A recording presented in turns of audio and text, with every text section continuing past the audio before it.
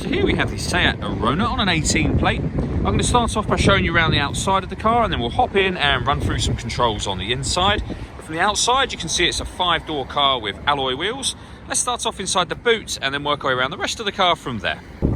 So as we approach the boot area, you'll see that we've got plenty of space along with that 60-40 split folding rear seat. And then if you lift this tray section, we have even more space underneath that. Okay, so we're just going to work our way back round to the front of the car, and then we'll hop in and run through some controls on the inside. But now that we've done a full circle of it, you can see it's in excellent condition the whole way round.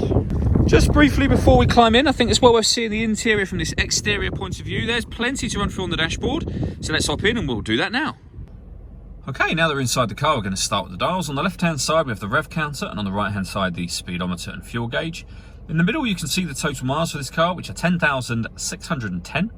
The information displayed above that can be changed using buttons on the steering wheel. So we're on the driving data menu at the moment, which gives you various bits of fuel economy, temperature information, and where we started was that digital readout for the speedometer. But there are other menus available, so assist systems, audio, a telephone menu, vehicle status, and then back round to where we started.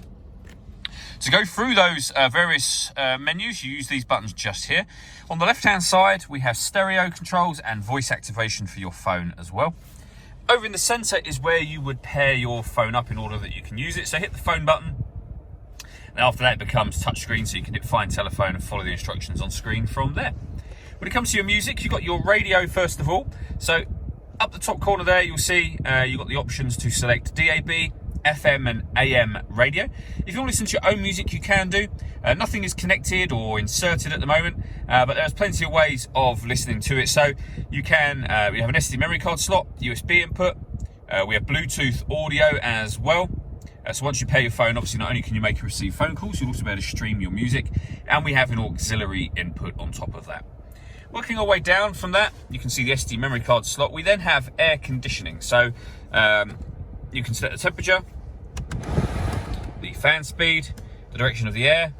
That button turns the air conditioning, in this case, off or on again.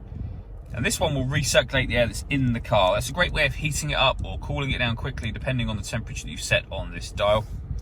Underneath that, we have USB and auxiliary input. We have the gear lever for the fully automatic gearbox. Deadlock, so you can lock the car doors from the outside. And this button will turn off the stop and start. So this car is designed to cut out when it's stationary in traffic, which will in turn save you fuel. Hit that button to turn that system off. All that leaves me to say is thank you for taking the time to watch this video. If you'd like to come and see the car in person and have a test drive, please feel free to call any of our MJA sites. We'd love to hear from you soon.